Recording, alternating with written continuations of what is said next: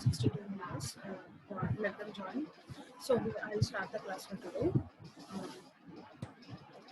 So as I already told you, go through the unit and material posted in the group.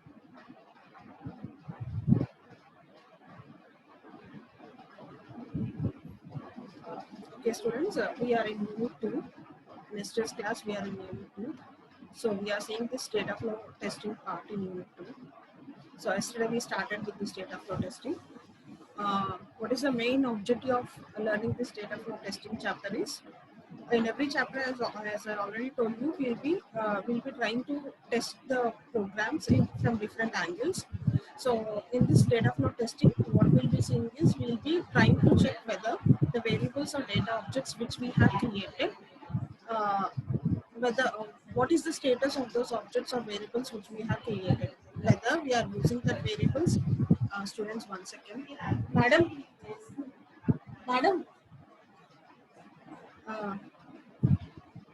okay. So right, we are in data flow testing, right? So in this testing, we'll be seeing that whether the objects or variables which we have created are working correctly or not. So I'll be checking the status of the data object. Status in the sense, we'll be checking whether the variable which we have created is used or not, or whether we are using a variable which we have not created until now. So we'll be seeing different cases related to the variables which we have created. So that is the main objective of data flow testing. Okay. So in last class we saw that introduction part. So in order to cover this data flow testing, you need to know the state of the object. Every data object or variable which we are taking, it takes 3 states. It comes under 3 states. Okay, na? So prati point of time no man object anedi, it will be one among these 3 states. What are those 3 states? You need to learn these 3 states. You need to know these states. So first one is the object which you have declared in our variable will be created. Okay, na? Either the object will be killed or the object will be used. So object declare చేసినప్పుడు initialize చేసినప్పుడు we say that the object is created. Object తో పని అయిపోయి ఒకవేళ మనం object memory allocation delete చేసినా కానీ లేదా రీడిక్లేర్ చేసినా కానీ మెనీ కేసెస్ లో we say that రీడిఫైన్ చేసినా కానీ అన్డిక్లేర్ చేసినా కానీ we say that the object is killed. లేదా మన ఆబ్జెక్ట్ ని కంప్యూటేషన్స్ లో కానీ ప్రెడికేట్స్ లో కానీ యూస్ చేస్తున్నప్పుడు we say that the object is used. So use చేసినప్పుడు again we are having 2 scenarios. The variable will be used either in calculations or the variable will be used either in predicates. Okay na? So you need to know these 3 terminologies: object create చేయటం, kill చేయటం, use చేయటం. Okay na? Object create చేసినప్పుడు formal గా we say that the object is defined and will be denoting it by a variable called d. Object ని define చేయడం అంటాం, లేదా object ని క్రియేట్ చేయడం అంటాం, లేదా ఆబ్జెక్ట్ ని ఇనిషియలైజ్ చేయడం అంటాం. For all these cases will be using the variable notation is d.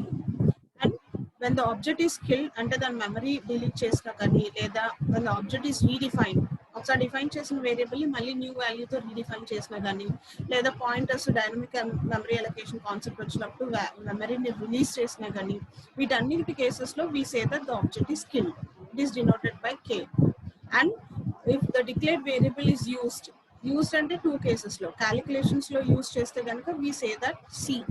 okay, and predicate logic లో యూస్, predicate అంటే కండిషన్ దగ్గర, డెసిషన్ మేకింగ్ కండిషన్స్ దగ్గర కనుక మనం యూస్ చేస్తే కనుక if else వాటి దగ్గర మనం యూస్ చేస్తే కనుక I say it as p.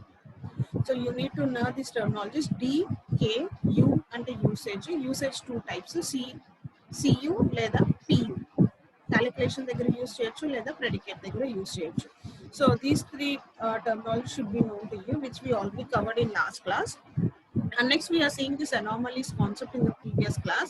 So coming to the anomalies, what are these anomalies? These are the general mistakes which we generally do related to data objects or variables.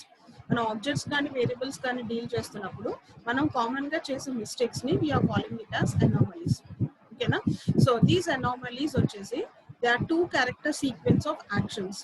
So నేను ఒక variable మీద చేసే action ని, ఆ mistake ని I'm calling it as anomaly.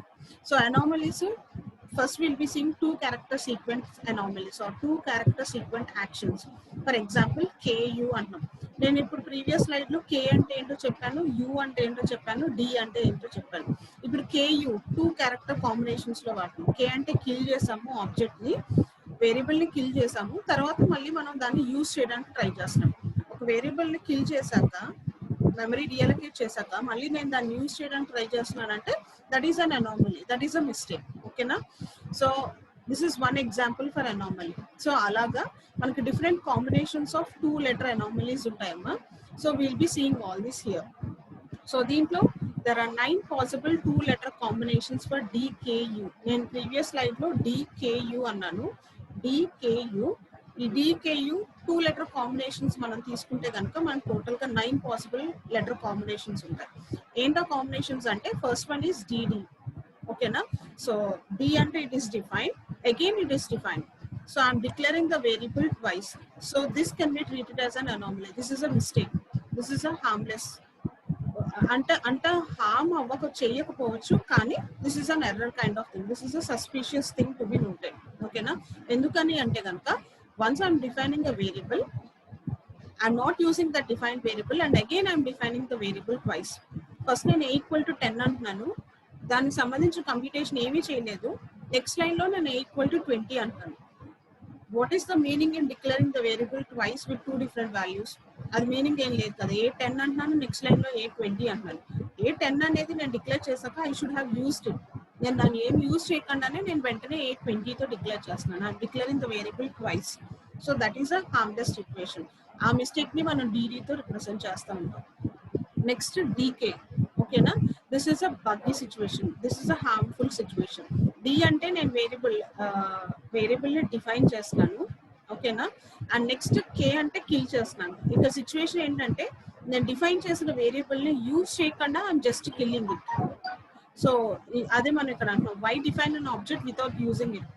So this is a buggy situation where I'm defining an object, variable ని declare చేస్తున్నాను, కానీ డిక్లేర్ చేసిన వేరియబుల్ నేను ఎక్కడ యూజ్ చేయకుండానే నేను దాన్ని జస్ట్ కిల్ చేస్తున్నాను. అలా కిల్ చేస్తున్నప్పుడు what is the purpose of defining the variable? So there is no meaning in defining the variable if I'm not using it kada.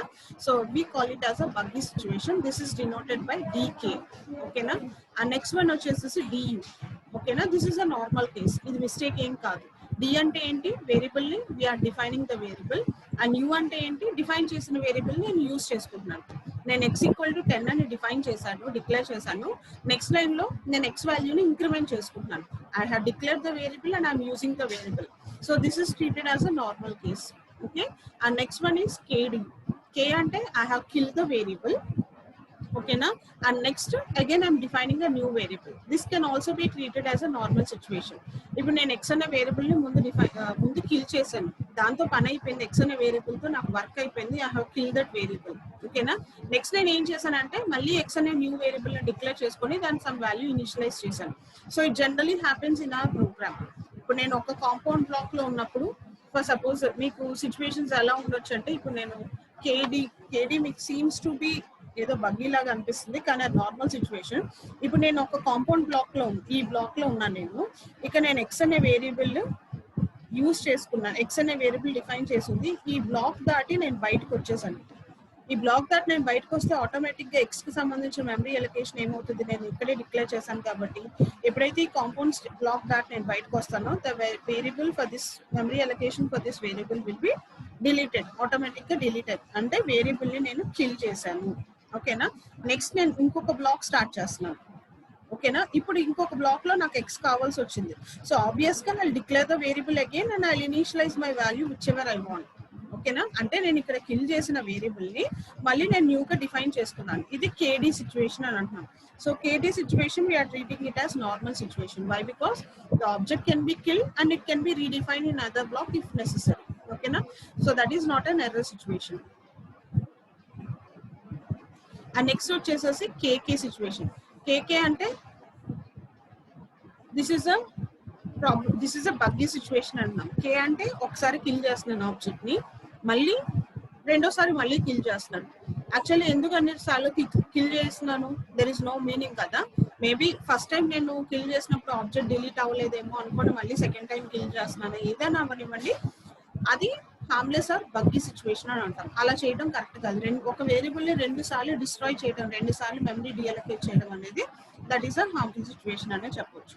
And next one వచ్చేసేసి KU. ముందు variable ని kill చేస్తున్నాను, తర్వాత use చేస్తున్నాను. ఓకేనా, అది buggy situation గా మనకు తెలిసింది. ఇప్పుడు నేను ఎక్స్ అనే వేరియబుల్ ని డిస్ట్రాయ్ చేసేసాను, ఎక్స్ అనే వేరియబుల్ ని కిల్ చేశాను.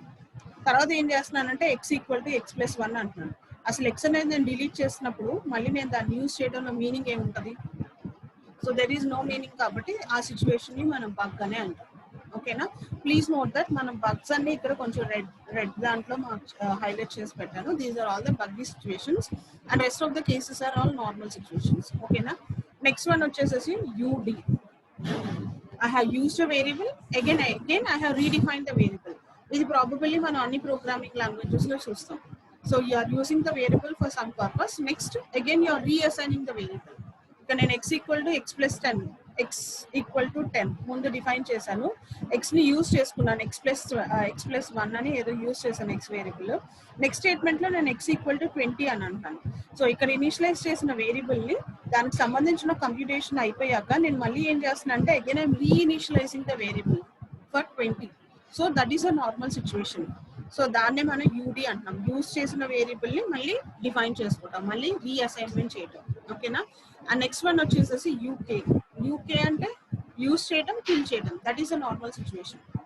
ఎప్పుడైతే నేను వేరియబుల్ డిక్లేర్ చేస్తానో దాన్ని యూజ్ చేయడం అయిపోతే, దానికి సంబంధించిన పర్పస్ అయిపోతే automatically will delete it in the end of the program.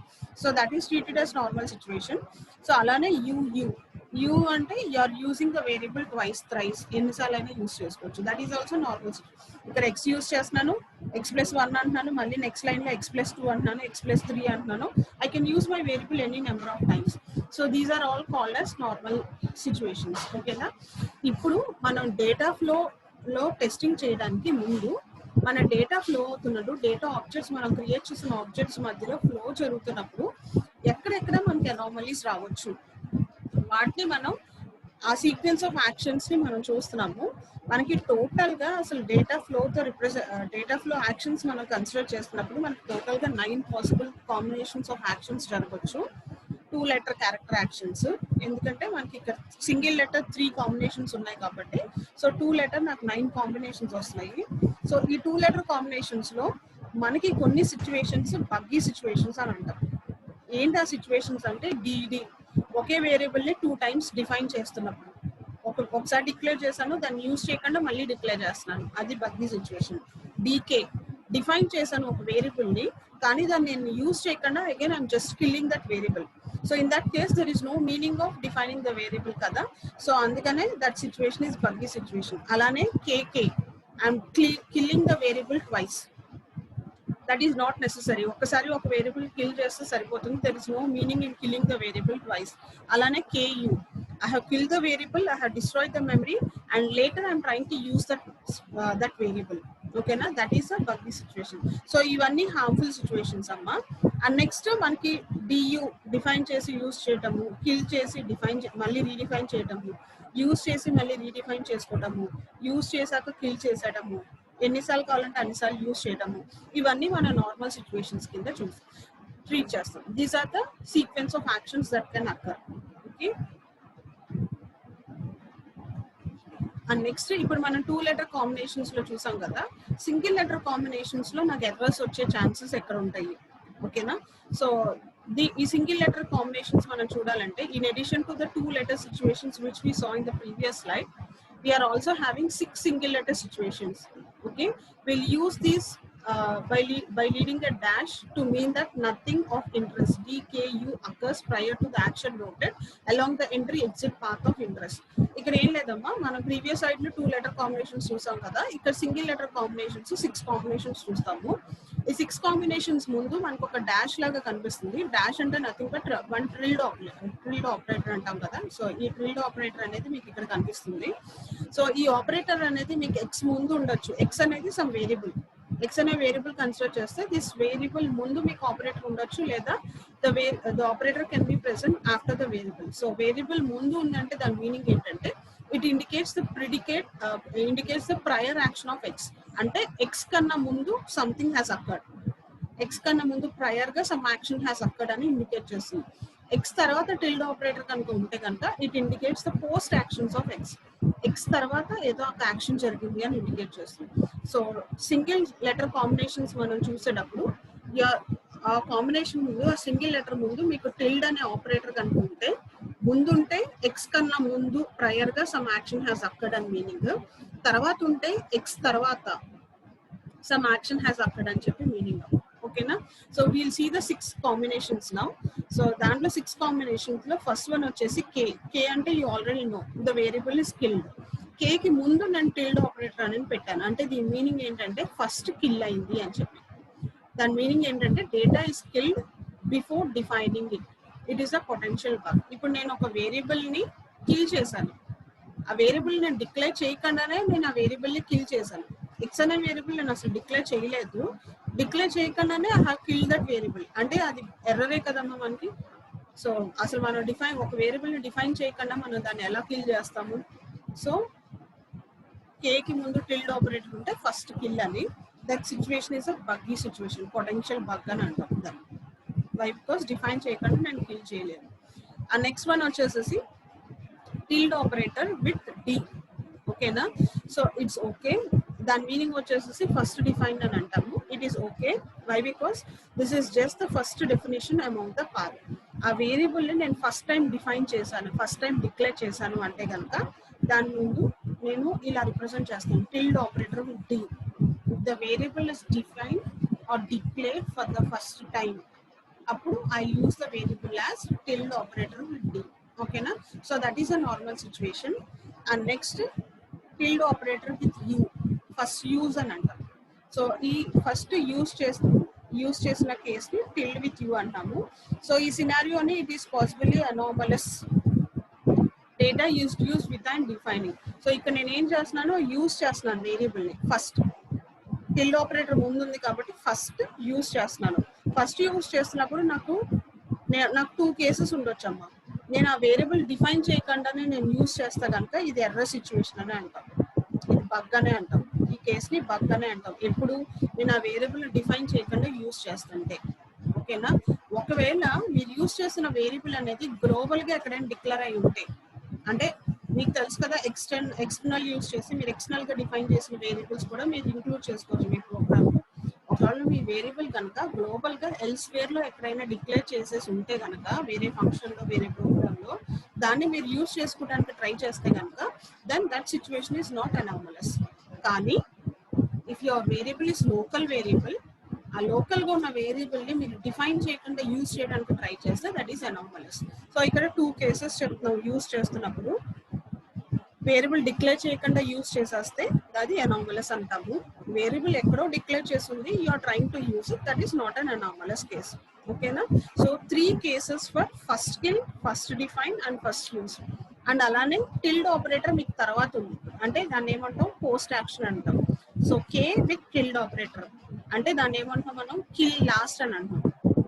So kill last, ఒక వేరియబుల్ ని లాస్ట్ లో నేను కిల్ చేస్తున్నాను.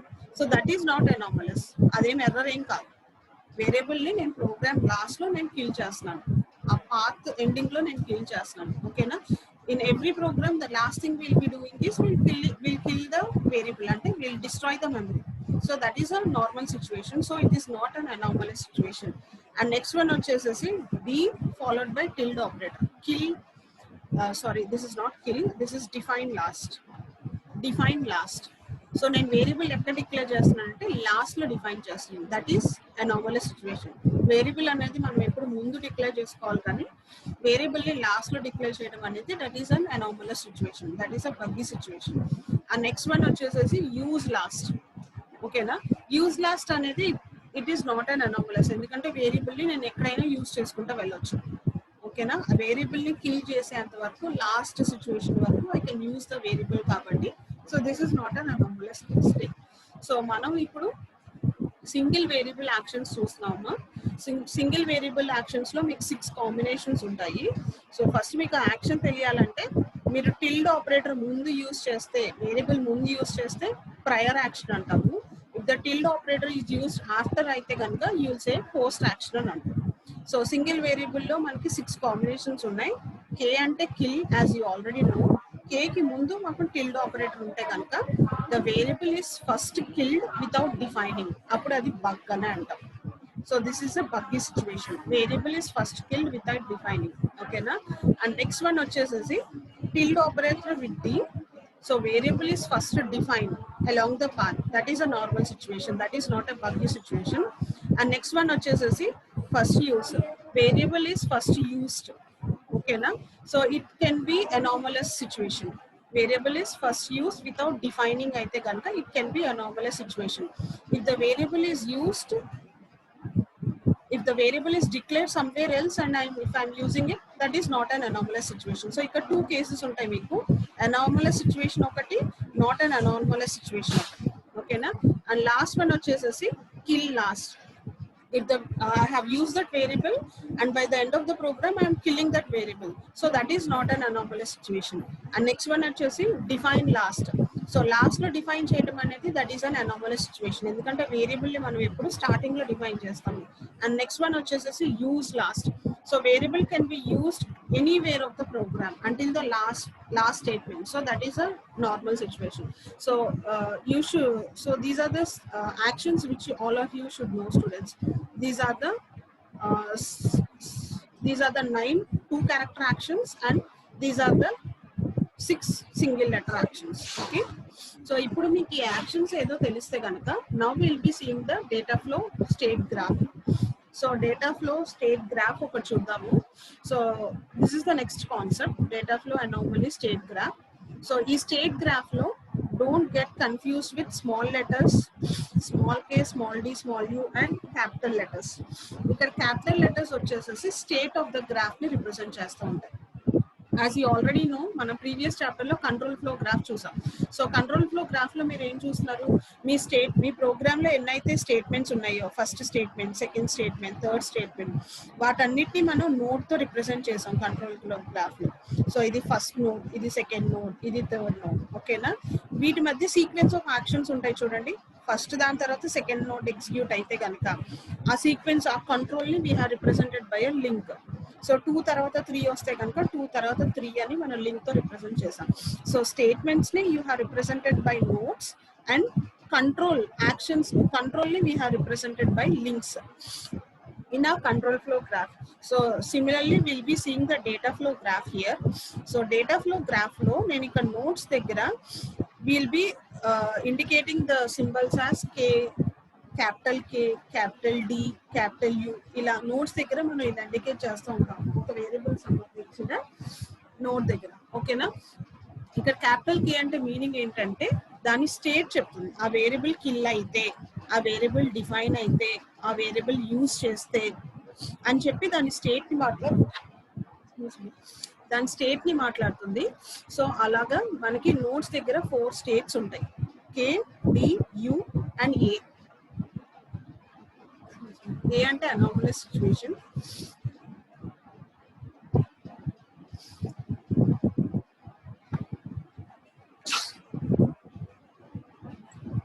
Sorry students. A అంటే anomalous situations. One second.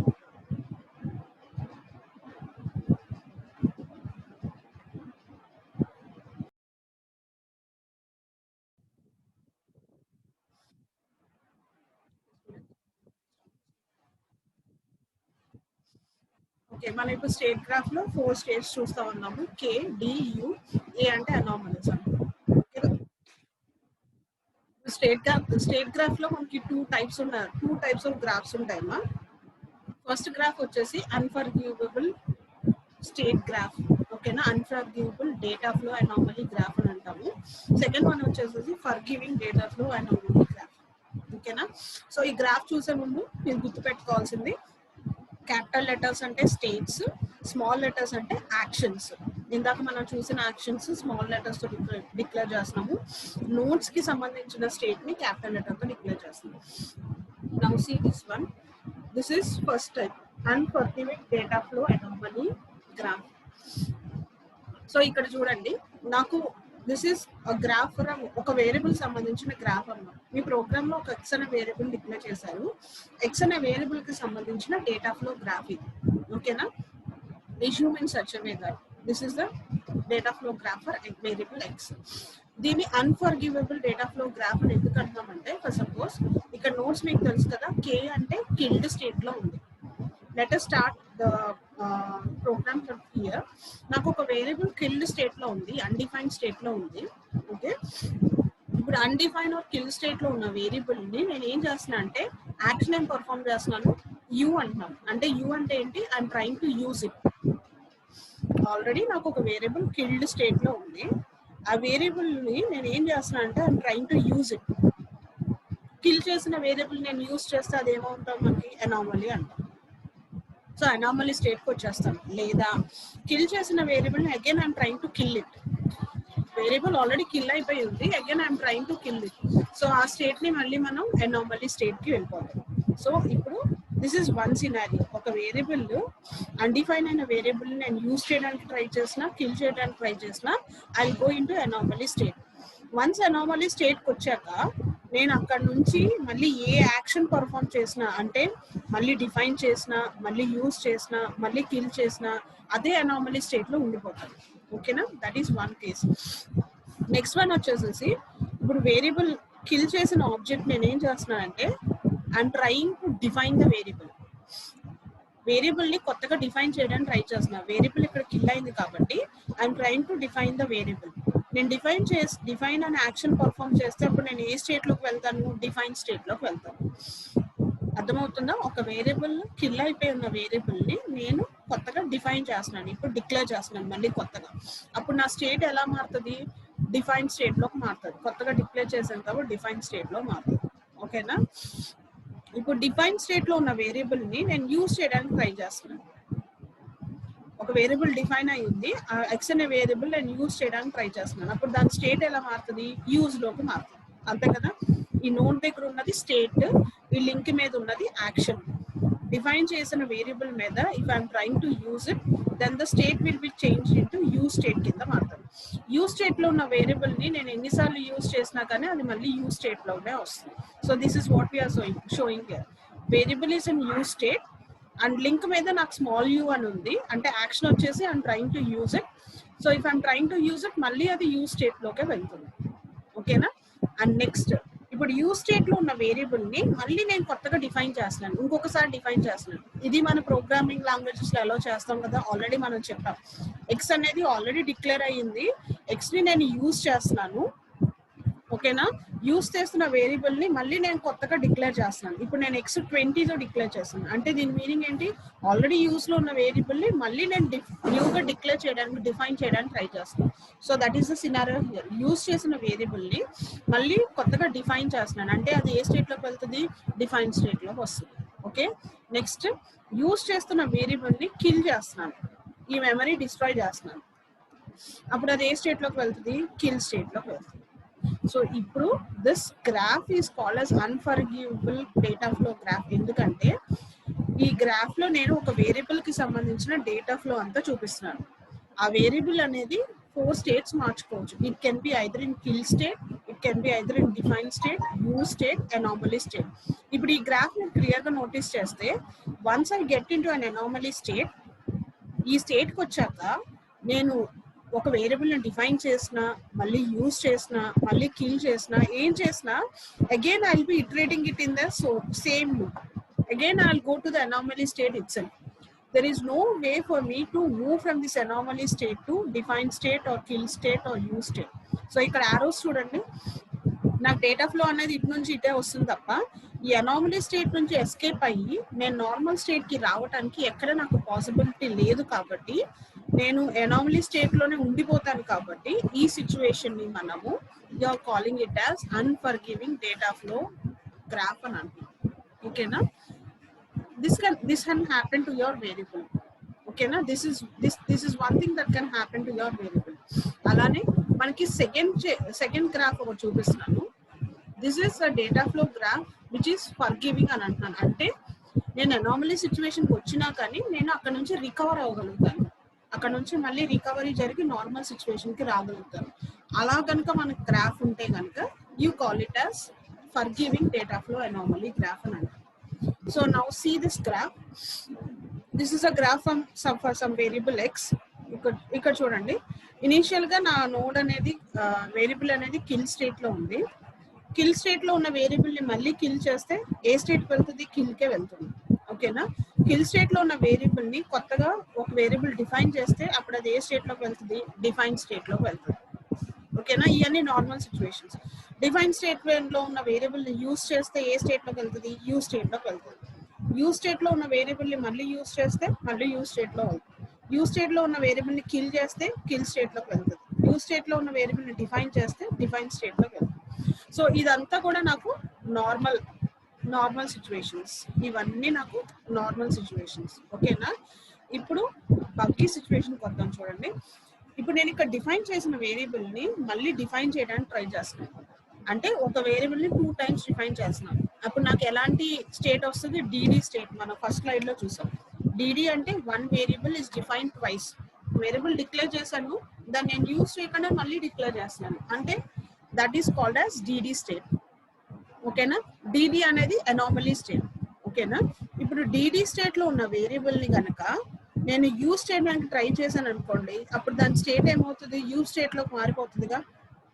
DD state లో ఉన్న వేరియబుల్ ని నేను యూజ్ చేయడానికి ట్రై చేస్తే అది యూ స్టేట్ లోకి మారిపోతుంది. అంటే ఇక్కడ ఏమవుతుంది? ఓకే, ఈ బ్లాక్ అనేది అనామలీ అమ్మ. ఈ బగ్గీ సిచ్యువేషన్ నుంచి నేను ఎస్కేప్ అయ్యి నార్మల్ సిచ్యువేషన్ కి వచ్చేస్తున్నాను. ఓకేనా? సో ఈ బగ్గీ సిచ్యువేషన్ నుంచి మనం ఎస్కేప్ అయ్యి, ఈ సిచ్యువేషన్ నుంచి మనం ఎస్కేప్ అయ్యి, ఒకవేళ నేను యూజ్ చేస్తే కనుక వేరియబుల్ యూ స్టేట్ లోకి వస్తున్నాను, అంటే రికవరీ అవుతున్నాను. అనామలీ సిచ్యువేషన్ నుంచి నేను రికవరీ అవుతున్నాను. This is one case. And second case చూడండి, ఇక్కడ డిఫైన్ లో ఉన్న వేరియబుల్ ని నేను కిల్ చేస్తే, అంటే ఇక్కడ మీనింగ్ ఏంటి? డిఫైన్ చేసిన వేరియబుల్ ని నేను యూజ్ చేయకుండా కిల్ చేస్తే, డిఫైన్ చేసిన వేరియబుల్ యూజ్ చేస్తే నేను కిల్ చేస్తే అప్పుడు నాకు ఏ సిచ్యువేషన్ వస్తుంది? డీకే సిచ్యువేషన్ వస్తుంది. Defined and killed. Defined, not used but killed immediately. So నాకు డీకే అనామలీ అనేది వస్తుంది. ఇప్పుడు డీకే అనామలీ నుంచి నేను తప్పించుకోవాలంటే నేను ఏం చేయొచ్చు? నేను ఆ వేరియబుల్ ని కనుక కిల్ చేస్తే, ఓకేనా, డిఫైన్ చేసిన వేరియబుల్ ని కిల్ చేస్తే I go in to kill state. This is one way I can sustain, I can recover from that. లేదు, ఈ వేరియబుల్ ని మళ్ళీ ఇంకొకసారి డిఫైన్ చేస్తే కనుక నేను డిఫైన్ స్టేట్ లోకి వెళ్ళిపోతాను. అంటే ఈ అనామలీ దగ్గర నుంచి నాకు తప్పించుకోవడానికి కొన్ని ఛాన్సెస్ ఉంటాయి. ఓకేనా? అలానే ఇప్పుడు ఈ కేసు చూడండి, కేయూ స్టేట్ మనకి ఎప్పుడు వస్తుంది? కిల్డ్ వేరియబుల్ ని నేను యూజ్ చేయడానికి ట్రై చేస్తే, ఆల్రెడీ కిల్ లో ఉన్న వేరియబుల్ ని నేను యూజ్ చేయడానికి ట్రై చేస్తే అప్పుడు నాకు ఎలాంటి అనామలీ వస్తుంది? కేయూ అనామలీ అనేది వస్తుంది. ఓకేనా? సో ఇప్పుడు నేను ఏం చేయొచ్చు? నేను ఆ వేరియబుల్ ని కిల్ చేసేస్తే నాకు కిల్ స్టేట్ లోకి వెళ్ళిపోతుంది, అంటే ఈ అనామలీ నుంచి నేను తప్పించుకోవచ్చు. లేదా నేను వేరియబుల్ ని డిఫైన్ చేస్తే డిఫైన్ స్టేట్ లోకి వెళ్ళిపోతుంది, అంటే ఈ అనామలీ నుంచి నేను రికవర్ అవ్వచ్చు. So hope this graph is clearly visible to you. So this is a data flow graph for some variable. So ఒక వేరియబుల్ దాని స్టేట్ జనరల్ గా KDU, ఇవన్నీ మనకి తెలిసిన స్టేట్స్. సో ప్రీవియస్ గ్రాఫ్ లో మనం ఏం చూసామంటే, మన అనామలీ స్టేట్ లోకి వెళ్ళాక, అంటే ఎర్రర్ సిచ్యువేషన్ లోకి వచ్చాక ఇక్కడ ఏ యాక్షన్ పర్ఫామ్ చేసినా, అక్కడ యాక్షన్ అంటే మళ్ళీ వేరియబుల్ ని కిల్ చేసిన, వేరియబుల్ ని యూజ్ చేసిన, వేరియబుల్ ని డిఫైన్ చేసిన, again I'm going to that anomaly phase only. అంటే ఈ స్టేట్ నుంచి నాకు రికవర్ అయ్యే ఛాన్స్ లేదు. అది మనం ప్రీవియస్ గ్రాఫ్ లో చూసాం. కానీ ఇప్పుడు ఈ గ్రాఫ్ లో ఏం చూస్తున్నామంటే, this is recovery or forgiving data flow graph అన్నాం. కాబట్టి మీరు ఒక అనామలీ సిచ్యువేషన్ కి వచ్చాక, డిడి అనే అనామలీ సిచ్యువేషన్ 2 times డిఫైన్ చేశాను వేరియబుల్ ని, డిఫైన్ చేసిన వేరియబుల్ ని 2 times డిఫైన్ చేశాను, డీడీకి వచ్చాను. డీడీకి వచ్చాక నేను మళ్ళీ డిఫైన్ చేస్తే డీడీలో ఉండిపోతాను. కానీ నేను అలా చేయకుండా ఏం చేస్తున్నాను అంటే, వేరియబుల్ ని యూజ్ చేస్తున్నాను. మళ్ళీ రెండోసారి డిఫైన్ చేయకుండా డీడీలో ఉన్న దాన్ని నేను యూజ్ చేస్తున్నాను. సో యూజ్ చేయడం వల్ల నాకు ఏమవుతున్నాను? నేను రికవరీ స్టేట్ లోకి వచ్చి యూ అనే స్టేట్ లోకి మారుతున్నాను. ఓకేనా? అంటే ఈ అనామలీ నుంచి I'm trying to recover and come to state you.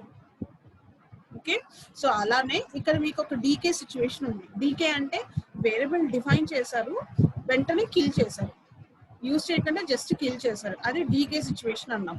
So DK situation లో ఉన్నప్పుడు మీరు ఆ వేరియబుల్ ని కిల్ చేశారు అనుకోండి, కిల్డ్ దాని నుంచి కిల్ స్టేట్ కి వెళ్ళిపోవచ్చు.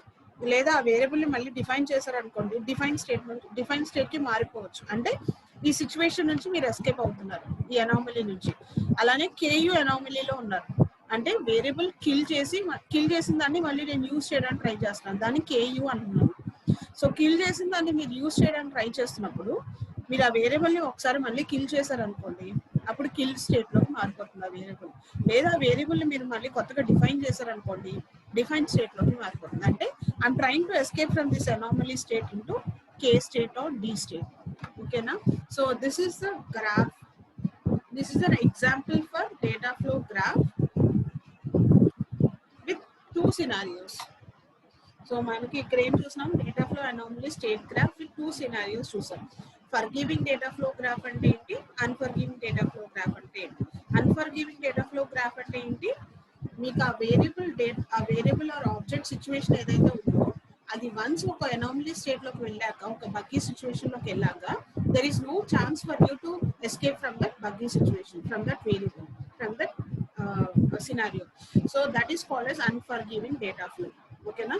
Forgiving data flow ante enti, even though you enter into an anomaly situation, there are some chances by which, or by performing some actions, you can come out from that buggy situations. Dani mana forgiving data flow antaru. Okay na? This is the data flow state graph with two cases. Okay, next వచ్చేసి static versus dynamic memory deletion, anomaly deletion. ఇప్పుడు మనం anomaly deletion అంటే mistakes ని delete చేయడం లేదా mistakes ని identify చేయడం. నేను నా ప్రోగ్రామ్ లో ఏ వేరియబుల్ దగ్గర మిస్టేక్ చేస్తున్నాను, ఏ వేరియబుల్ దగ్గర నాకు తప్పు వస్తుంది, బగ్ వస్తుంది అనేది అనామలీని డిటెక్ట్ చేయడము, అవసరమైతే అనామలీని డిలీట్ చేయడం. సో అది స్టాటిక్ వేరియబుల్స్ కి అయితే ఎలా ఉంటుంది and how it varies for dynamic variables. ఓకేనా? సో దీంట్లో మనకి టూ టైప్స్ ఆఫ్ అనాలిసిస్ ఉంటాయి. స్టాటిక్ అనాలిసిస్ అంటే as you all know, static అంటే ఫిక్స్డ్ అని. Okay, static analysis is analysis done on source code without actually executing it. So ఇప్పుడు మీకు ఒక ప్రోగ్రామ్ ఇచ్చాను, ఒక వేరియబుల్ ని చెక్ చేయమంటాను నేను. ఆ ప్రోగ్రామ్ లో ఉన్న వేరియబుల్ ఎక్స్ అనే వేరియబుల్, దాని స్టేట్ ఎలా మారుతుంది, కరెక్ట్ గానే మనం వేరియబుల్ యూజ్ చేసామా, లేదా ఆ వేరియబుల్ ఏదైనా బగ్గీ సిచ్యువేషన్ లోకి వెళ్తుందా, I ask you to check. So ఒకవేళ మీరు కనుక analysis of the source code ఆ ప్రోగ్రామ్ ఎగ్జిక్యూట్ చేయకుండా కనుక చేస్తే, then you call it as static analysis. So static analysis is analysis technique where the source code is not executed. So analysis is done on the source code without actually executing it.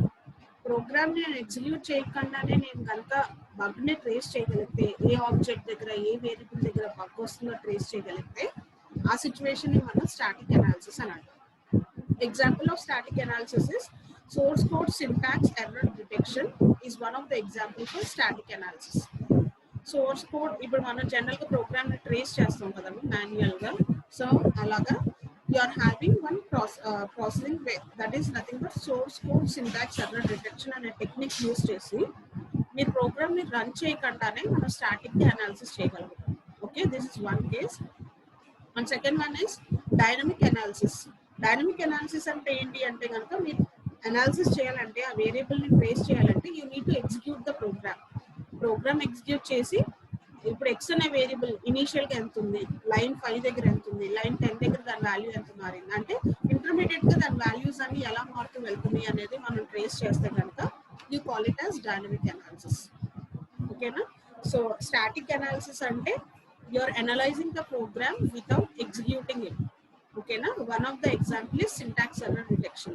And dynamic analysis ante you're analyzing the program by executing the program and you're checking the intermediate values of that program repeatedly.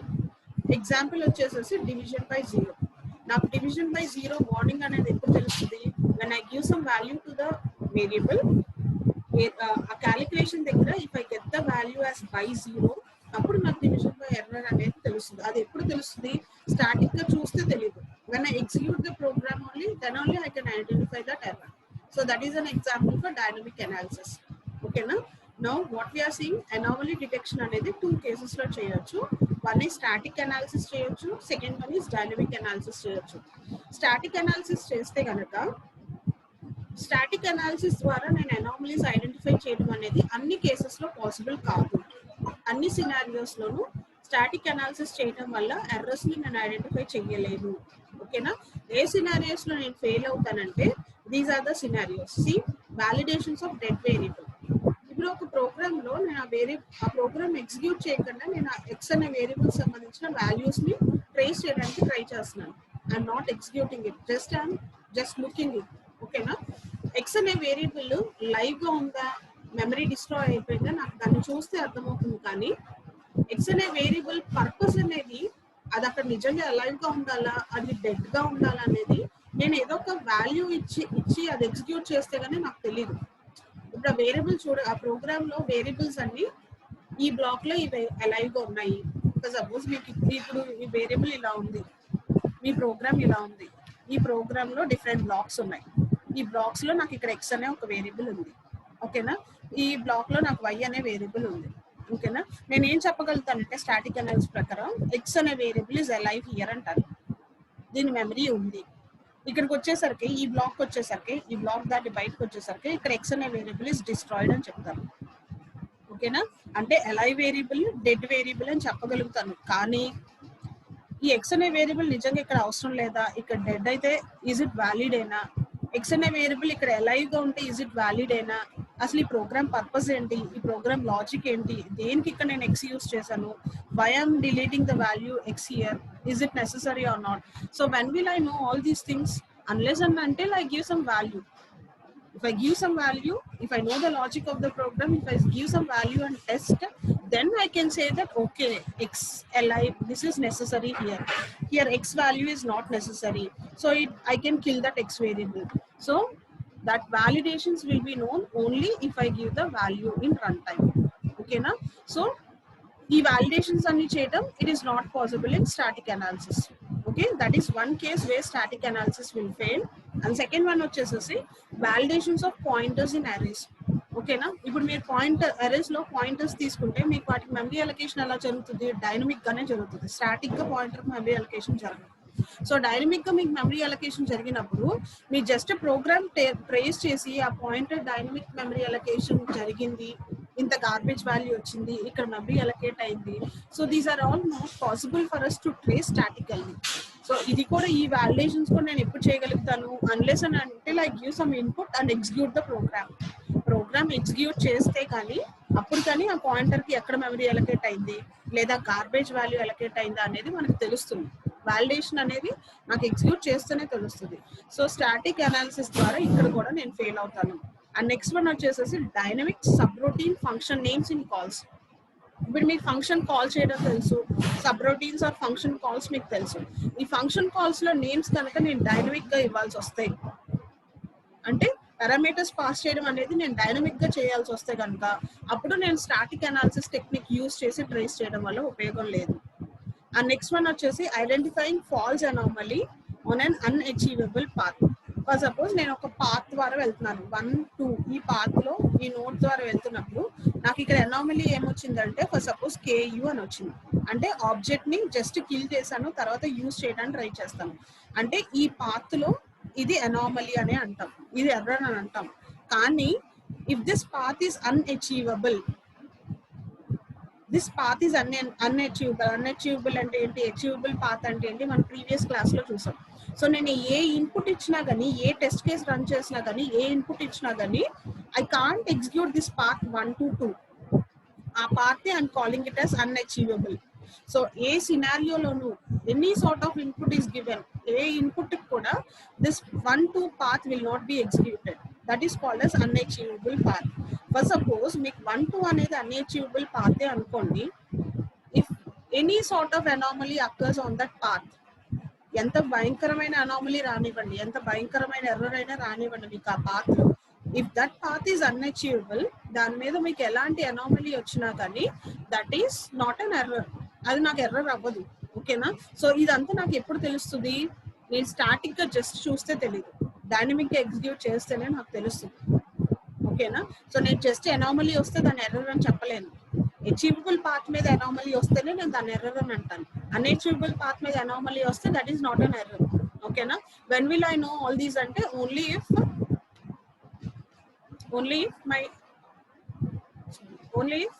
it is done dynamically. Okay na?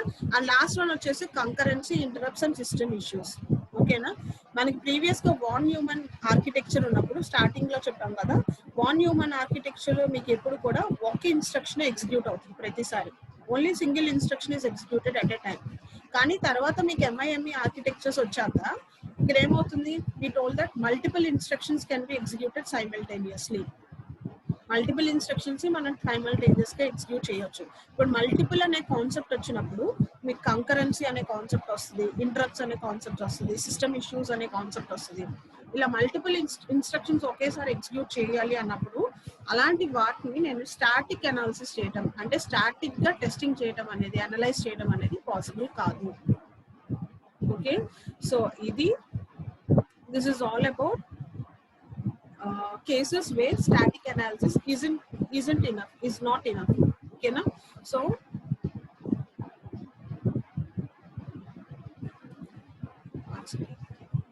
So మనం ఏం చూసామా, data flow graph చూసాం కదా, state graph. దీంట్లో 2 cases చూసాం కదా, for giving and non for giving. ఏంటి అంటే ఇప్పుడు ఈ అనామలీని మనం డిటెక్ట్ చేయడానికి 2 వేలో డిటెక్షన్స్ చేసుకోవచ్చు. జనరల్ గా static detection and dynamic anomaly detection అంటాం.